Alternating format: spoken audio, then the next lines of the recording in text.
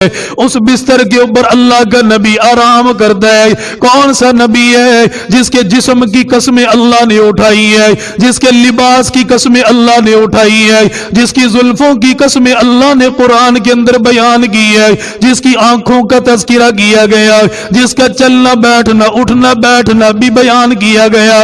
حضرت ام حبیبہ کی نگاہ بڑھ گئی ہے. ابا میرا ہے ساری چیزیں برداشت کروں گے, باپ میرا ہے قربانی بھی دوں گے, لیکن یہ سامنے میرے نبی امام الانبیاء تاجدار مدینہ صلی اللہ تعالی علیہ وسلم نے سیدہ ام حبیبہ رضی اللہ تعالی عنہا سے نکاح فرما لیا. خاندان سارا مکے کے اندر رہ گیا, کنبہ سارا مکے کے اندر چھوڑ کر آ گئی. اپنے باپ کو بھی چھوڑ دیا, رشتہ داروں کو, عزیز و اقارب کو, تمام کو چھوڑ دیا.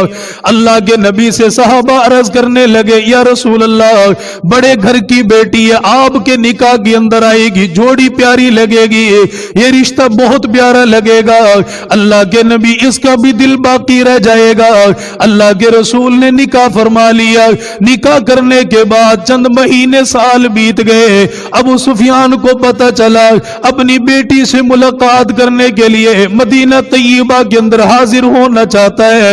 ارادہ کیا تھا, ان لوگوں نے نبی کو دھوکہ دیا, ان لوگوں نے نبی کے عہد و پیمان کو توڑ دیا. ان کے ساتھ وعدہ کیا گیا, تم مسلمانوں کے خلاف لڑائی نہ کرنا, مسلمان تمہارے خلاف لڑائی نہ کرے گا, تم مسلمانوں کے خلاف کسی کی مدد نہ کرنا, مسلمان تمہارے خلاف کسی کی مدد نہیں کرے گا. انہوں نے دھوکہ دیا, ہیلہ بازی کے ساتھ مسلمانوں کو تکلیفیں پہنچائیے, آپ کے صحابہ کو تکلیفیں پہنچائیے. اور قرآن کریم نے بتلا دیا, جب ایک قوم اپنا وعدہ توڑتی ہے, میرا نبی آپ کو بھی حق ہے, آپ جیسے چاہیں ان کے ساتھ معاملہ فرمائیں. اب باری آ گئی مسلمانوں کی. ابو سفیان کو پتا چلا مکہ کا بڑا سردار ہے, یہ اللہ کے نبی کے پاس حاضر ہونا چاہتا ہے, لیکن سوچ رہا ہے, سمجھ رہا ہے کیسے جاؤں گا. اللہ کے نبی شاید مجھ سے کلام بھی نہ کریں, اللہ کے نبی شاید میری طرف توجہ بھی نہ فرمائے. تو دل کے اندر خیال پیدا ہو گیا, میری بیٹی بھی تو مدینے کے اندر ہے, جو نبی کا حرم ہے, جو نبی کی بیوی ہے, میں ان کے پاس جاؤں گا, سفارش کر کے آؤں گا, شاید میری کچھ بات بن جائے گی. ابو سفیان نے بیٹی کے گھر کا راستہ لے لیا. لوگوں نے بتا دیا فلانی جگہ پر تیری بیٹی کا گھر ہے, فلانی جگہ پر خیمہ لگا ہوا ہے. حضرت ابو سفیان چلا گیا, حضرت ام حبیبہ کے دروازے کے قریب آ گیا. آ کر دروازے پر دستک دیے, بیٹی پہچان گئی ہے, یہ دستک دینے کا انداز باپ کے علاوہ کسی کا نہیں ہو سکتا.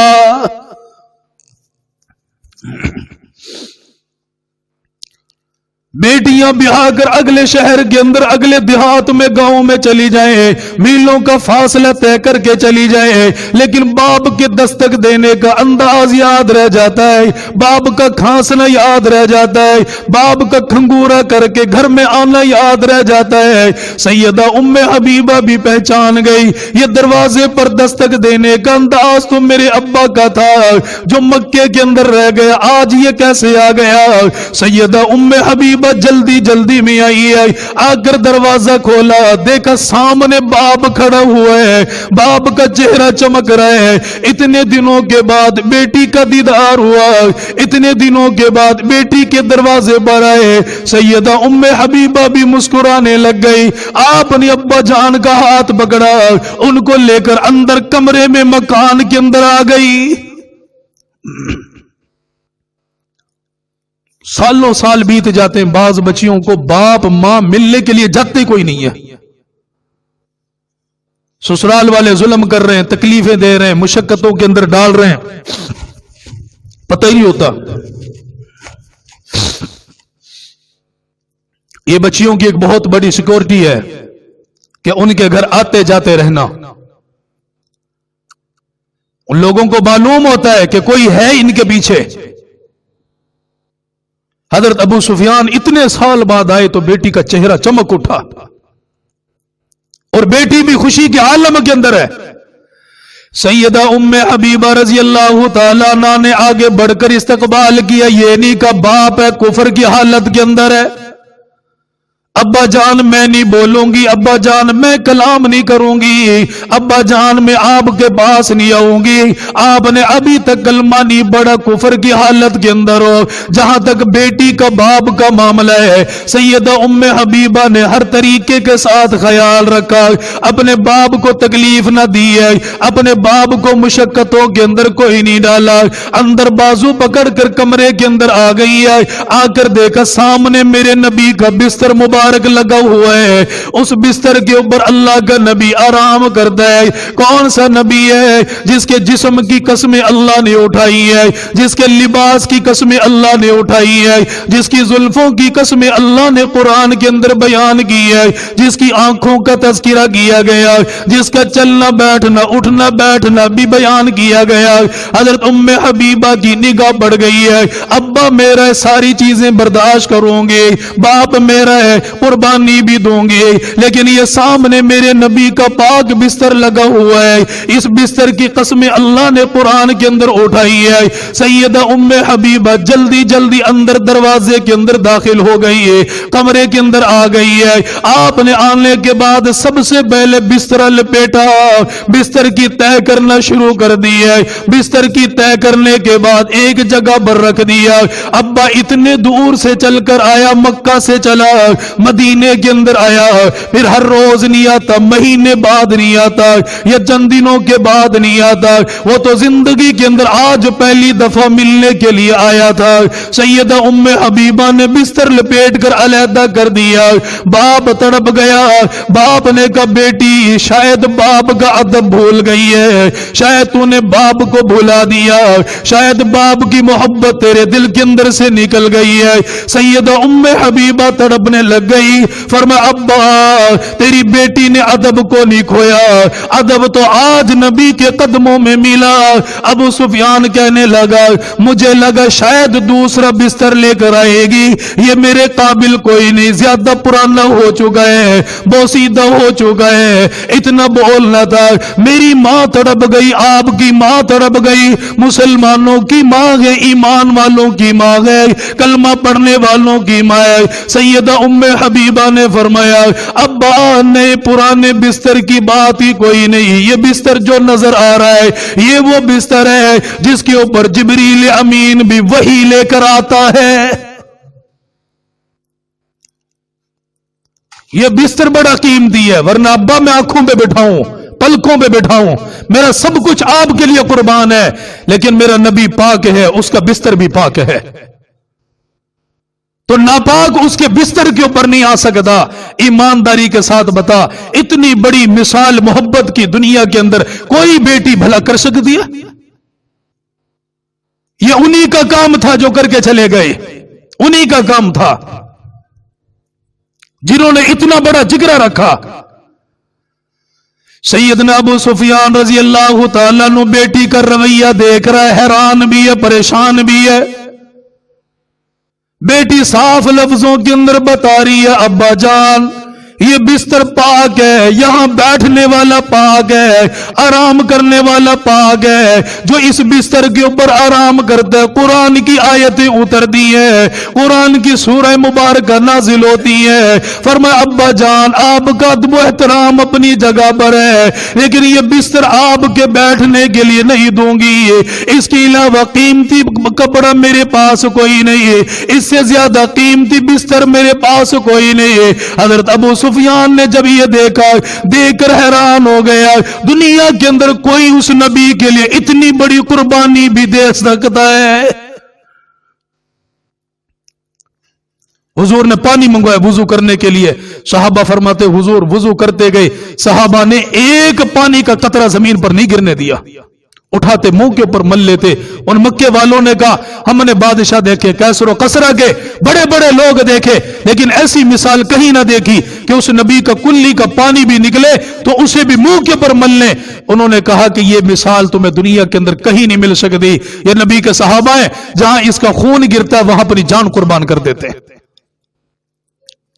यह मिसाल थी एक। और हजरत अबू सुफियान का बेटा कोई आम इंसान थोड़ी है, वो है जिसे अल्लाह के नबी ने खुशखबरियां सुनाई हैं, अल्लाह के नबी ने जिसे बिशारतें सुनाई हैं امام الانبیاء تاجدار مدینہ صلی اللہ تعالی علیہ وسلم تشریف فرما، آپ نے دیکھا سیدنا امیر معاویہ رضی اللہ تعالیٰ عنہ وضو کر کر فارغ ہوئے اور وضو کا پانی زمین کے اوپر گر رہا ہے، چہرہ مبارک آسمان کی طرف اٹھایا ہوا ہے، دوسرا کلمہ پڑھ رہے ہیں۔ وضو میں نے بھی کیا، آپ نے بھی کیا، ایمانداری کے ساتھ بتا، میرے نبی کا فرمان تو یہ تھا وضو کرنے کے بعد دوسرا کلمہ پڑھ لینا، دوسرا کلمہ پڑھ کر اللہ کی وحدانیت کی گواہی دے دینا، محمد کے رسول ہونے کی گواہی دے دینا۔ صحابہ یہ پڑھا کرتے تھے، اشہد اللہ الہ الا اللہ وحدہ لا شریک لہ واشہد ان محمد عبدہ ورسولہ۔ صحابہ نے یہ پڑھ لیا، حضور نے فرمایا میرے صحابہ اس کلمے کی برکت سے اللہ وضو کرنے والے کے لیے جنت کے 8 دروازوں کو کھول دے گا، جہاں سے چاہے جس دروازے سے چاہے وہ جنت کے اندر داخل ہو جائے۔ حضرت امیر معاویہ نے وضو فرمایا، دوسرا کلمہ بھی پڑھ لیا، اللہ کے نبی نے اپنے قریب بلا لیا اور قریب بلانے کے بعد فرمایا میرے صحابی آپ کو کیا معلوم ہے ایک وقت ایسا آئے گا جب اللہ آپ کو حکمرانی عطا فرمائے گا، اللہ زمین کے اوپر آپ کو خلافت عطا فرمائے گا، مسلمانوں کے بادشاہ بنو گے، مسلمانوں کے حکمراں بنو گے، لیکن خیال کرنا ان کے ساتھ وعدہ خلافی نہ کرنا، خیال کرنا اللہ کی زمین کے اوپر اللہ کا نظام قائم کرنا، خیال کرنا زمین کے اوپر رہتے ہوئے اللہ سے ڈرتے رہنا۔ حضرت امیر معاویہ نے یہ بات سن لی ہے، دل کے اندر یہ بھی خیال ہے کیسے اسباب پیدا ہوں گے، کیسے اللہ مجھے حکمرانی عطا فرمائے گا۔ فرمایا وہ زمانہ آ گیا جب حضرت عمر کا زمانہ ہے، آپ کو ملک شام کے اندر گورنر بنا دیا گیا، صحابہ میں سے کسی نے بتا دیا، فرمایا عمر آپ کو کیا معلوم ہے جس امیر معاویہ کو آپ نے گورنر بنایا وہ اعلیٰ قسم کا لباس پہنتا ہے، بڑا قیمتی لباس زیب تن کرتا ہے، دائیں بائیں اس کے خدام چل رہے ہیں، دائیں بائیں اس کے نوکر کھڑے ہوئے ہیں۔ حضرت عمر نے سن لیا، سن کر بڑے حیران ہو گئے۔ ان سے پہلے حضرت امیر معاویہ کا بڑا بھائی ہے، ان کو آپ نے معزول کر دیا، ان کو آپ نے دور کر دیا۔ فرمایا امیر معاویہ کو تو اس لیے بنایا گیا یہ مسلمانوں کا خیال کرے گا۔ حضرت عمر چلتے چلتے ملک شام میں آ گئے، جب ملک شام کے اندر داخل ہونے لگے کسی نے بتا دیا او معاویہ آپ کو معلوم ہے مسلمانوں کا امام آ رہا ہے، مسلمانوں کا حکمران آ رہا ہے جس کے لیے اللہ کے نبی نے غلاف کعبہ پکڑ کر دعائیں مانگی، اللہ اسلام کی عزت کے لیے عمر دے دے، اسلام کی سربلندی کے لیے مجھے عمر عطا فرما دے۔ فرمایا معاویہ آج وہ عمر آ رہا ہے۔ حضرت امیر معاویہ جلدی جلدی میں نکلے، اپنے ہاؤس خانے کو چھوڑ دیا، اپنے محل کو چھوڑ دیا، اپنے گھر سے علیحدہ نکل آئے، لوگوں کو لے کر آئے، آپ نے بڑے شاندار انداز میں استقبال کیا۔ حضرت عمر دیکھ کر خوش نہیں ہوئے، ان کو دیکھ کر آپ کی آنکھوں میں آنسو آ گیا۔ تو آج کے لوگ ہیں نا اپنے استقبال دیکھ کر راضی ہوتے ہیں، خوش ہوتے ہیں، صحابہ اسے دیکھ کر روتے تھے کہ بھائی ہم اس قابل کہاں ہیں، ہم اس قابل کہاں ہیں کہ تم ہمارے لیے یہ سب کچھ کرو۔ تو حضرت عمر چلتے چلتے آئے، حضرت امیر معاویہ نے استقبال کیا، وہ بھائی مسلمانوں کا بادشاہ ہے، استقبال کرنا بنتا ہے، اور مدینے سے آیا ہے، مسند رسول کے اوپر کھڑا ہوا ہے، ان کا ادب اپنی جگہ پر ہے۔ حضرت امیر معاویہ آئے، بڑی ٹھاٹ باٹ ہے، اور اوپر جو لباس پہنا تھا نا جبہ، وہ بڑا قیمتی تھا، بڑا قیمتی قسم کا لباس پہنا ہوا تھا۔ وہی عدالت لگائی، یہ بھی نہیں دیکھا کہ گورنر ہے، کہ نہیں گورنر ہے اپنی جگہ پر ہے، لیکن مسلمانوں کا گورنر ہے تو سوال تو بنے گا نا، سوال ہوگا اور جواب دینا پڑے گا۔ حضرت عمر نے سوال کیا ان سے، حضرت امیر معاویہ کے خدام بھی ہیں، حضرت عمر کے ساتھ جو سپاہی آئے وہ بھی وہاں پر موجود ہے۔ حضرت عمر رضی اللہ تعالیٰ عنہ نے یہ ساری ٹھاٹ باٹ دیکھی، یہ انداز دیکھا، یہ کردار دیکھا، قیمتی قسم کا لباس دیکھا۔ حضرت عمر نے فرمایا معاویہ یہ ساری چیزیں آپ کو زیب نہیں دیتی، اتنا قیمتی لباس آپ نے پہنا، یہ اعلیٰ قسم کا قیمتی لباس آپ نے جسم کے اوپر زیب تن کر لیا۔ حضرت امیر معاویہ کی آنکھوں میں آنسو آ گیا، وہ بھی رونے لگ گئے، آنکھوں کے اندر آنسو گرنے لگ گیا۔ حضرت امیر معاویہ نے فرمایا حضرت لوگوں کے درمیان میں سوال کر رہے ہو، اتنا لوگوں کا مجمع لگا ہوا ہے، اگر میں آپ تنہا ہوتے کبھی نہ بتاتا، لیکن لوگوں کے درمیان میں سوال کیا گیا، مجھے جواب دینا پڑے گا۔ اصول بھی یہی ہے، گناہ لوگوں کے درمیان میں توبہ کرو۔ اگر مجھ سے تجھ سے گناہ ہوا، گھر کی چار دیواری کے اندر دیکھنے والا کوئی نہیں، چھپ کر توبہ کر لے، اللہ توبہ قبول فرمائے گا۔ حضرت امیر معاویہ نے فرمایا حضرت لوگوں کے درمیان میں سوال کیا گیا، لوگوں کے درمیان میں آپ نے مجھ سے پوچھ لیا، اب میں جواب بھی دوں گا۔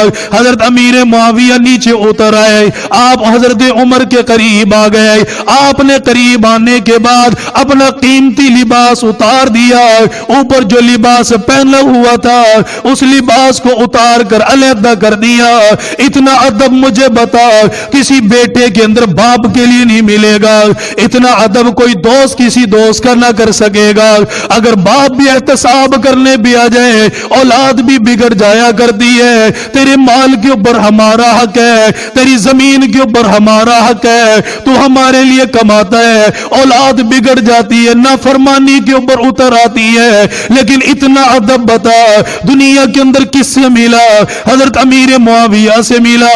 آپ نے لوگوں کے درمیان میں اپنا جبہ مبارک اتار کر علیحدہ فرما دیا، نیچے دیکھا ٹاکیوں والا لباس پہنا ہوا ہے، پھٹا پرانا لباس پہنا ہوا ہے، کھدر کے کپڑے کا لباس پہنا ہوا ہے جو جگہ جگہ سے پھٹا ہوا ہے۔ حضرت عمر نے دیکھا، دیکھ کر آنکھوں میں آنسو آ گئے، فرمایا معاویہ ایسا کیوں کرتے ہو؟ اوپر قیمتی لباس پہنا، نیچے ٹانکیوں کا لباس پہنا ہوا، یہ کھدر کا لباس پہنا ہوا۔ حضرت امیر معاویہ رونے لگ گئے، ہچکیاں بند گئی ہے۔ ایماندار بندے کے اوپر جب بھی انگلی اٹھاؤ گے اسے رونا آئے گا۔ میں نے عزت کے ساتھ کام کیا، میں نے ادب کے ساتھ کام کیا، میں نے ایمانداری کے ساتھ کام کیا، پھر بھی لوگ احتساب کرنے بھی آ گئے، اور جس بندے نے ایمانداری کے ساتھ کام کوئی نہ کیا، ہزاروں میں رسوا کرو، لاکھوں میں رسوا کرو، اسے پرواہی کوئی نہیں ہے، اسے پتہ ہے جیسا کیا ویسا بھرنا پڑ رہا ہے۔ حضرت عمر رضی اللہ تعالیٰ عنہ بھی رو رہے، امیر معاویہ بھی رو رہے، فرمایا عمر تو نے سوال کیا، یہ دیکھ لے یہ میرے دائیں بائیں عیسائیوں کا ڈیرا لگا ہوا ہے، عیسائیوں کی حکومتیں موجود ہیں، یہ دن رات مناظرہ کرنے کے لیے مجھے بلاتے ہیں، اگر میں ان کے پاس پھٹے پرانے لباس کے اندر چلا جاؤں سلام کرنا گوارا نہیں کر دے، عمدہ جگہ پر بٹھانا گوارا نہیں کر دے۔ فرمایا عمر جو قیمتی لباس پہنا اپنی ٹھاٹ باٹ کے لیے کوئی نہیں، اسلام کی عزت کے لیے پہنا، اسلام کی بلندی کے لیے پہنا، اسلام کو بلند کرنے کے لیے پہنا۔ جب حضرت امیر معاویہ نے جواب دیا، اتنے روئے، یہ آنکھوں کے اندر سے آنسو نکل رہا ہے، یہ داڑھی مبارک کو تر کرتے جا رہا ہے، ہچکیاں بندھی ہوئی ہے، صحابہ بھی رو رہے۔ حضرت عمر بن عاص آ گئے، کون ہے؟ اس کی اللہ کے نبی نے بڑی تعریف بیان فرمائی ہے۔ حضرت عمر بن عاص آ گئے، آپ نے آ کر حضرت عمر کا دامن پکڑ لیا، اور دامن پکڑنے کے بعد فرمایا عمر تو نے سوال کیا لیکن دنیا کے اندر کوئی تیرے سوالوں کا جواب نہ دے سکا، عمر معاویہ نے تیرے سوال کا جواب دیا، آج وہ منتظر کھڑا ہوا ہے، آج بتا بدلے میں اسے کیسے جواب دے گا؟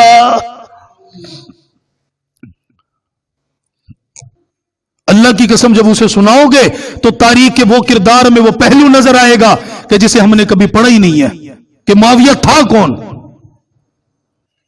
ہم نے ان کے اہل بیت کے سامنے نہیں جی، ان کی تو اہل بیت کے ساتھ لڑائی تھی، اہل بیت کے ساتھ ان کے تعلقات ٹھیک نہیں تھے۔ میں بتاتا ہوں آپ کو اہل بیت کے ساتھ ان کے تعلقات کیسے تھے، اہل بیت کے ساتھ ان کے تعلقات کیسے تھے۔ ایک دفعہ ایک قافلہ نکل رہا تھا، ایک قافلہ نکل رہا تھا، جب وہ قافلہ وہاں سے گزرنے لگا نا، اس قافلے کے پاس مال غنیمت بھی تھا. پہلے زمانے کے اندر جہاد ہوتا تھا اور جہاد کے اندر جو مال ملتا وہ مال غنیمت کہلایا کرتا تھا، وہ مال غنیمت کہلایا کرتا تھا. اب توجہ سے آپ نے میری بات سننی ہے کہ اہل بیت کے ساتھ حضرت معاویہ کا کتنا بڑا پیار تھا.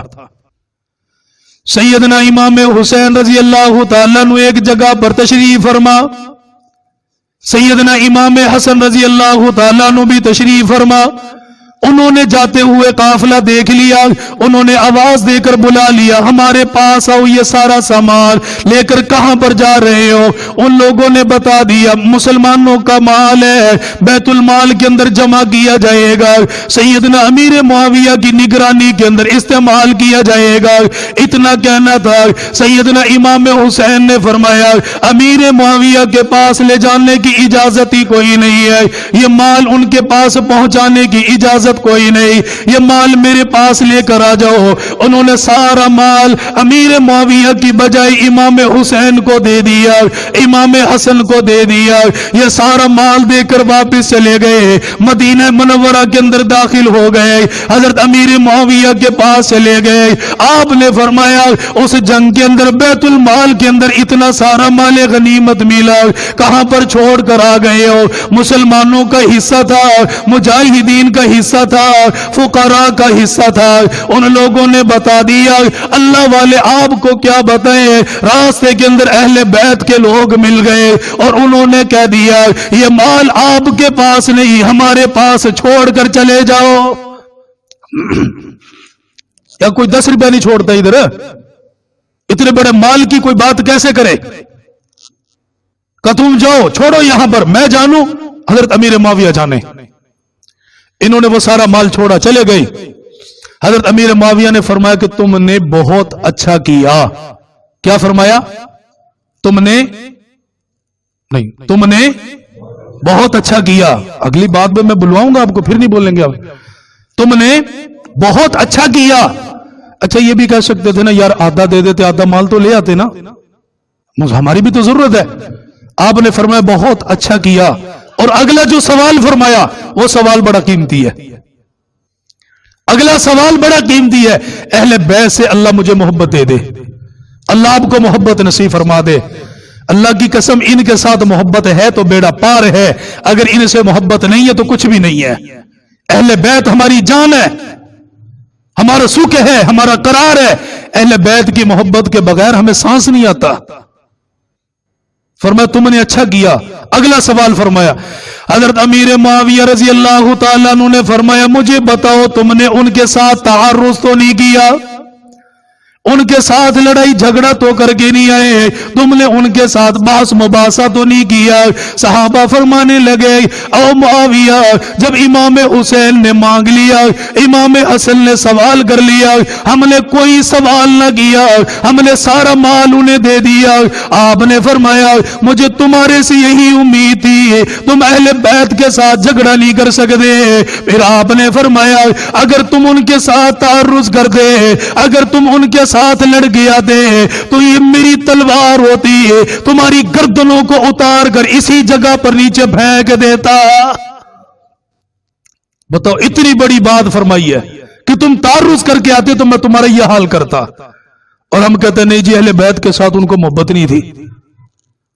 یہ وہ صحابی ہے جس کی اس 22 رجب کو وفات ہے. ویسے نہیں سمجھ آئے گی آپ کو، جس رات دن کو کنڈوں کی رسم کرتے ہو اس دن اس صحابی رسول کی وفات ہوئی ہے. اچھا کنڈوں کی رسم کے بارے میں بتاؤں 2 لفظوں میں، یہ چلی کہاں سے ہے؟ یہ چلی کہاں سے؟ ہم نے یہ دیکھا باپ کرتا، دادا کرتا، دادی کرتی، نانی کرتی، پردادا کرتا، ہم کرتے جا رہے ہیں. ہم یہ نہیں دیکھتے کہ اصل اس کے پیچھے حقیقت کیا ہے. اچھا دادا نماز پڑھتا، اولاد نماز تو نہیں پڑھتی.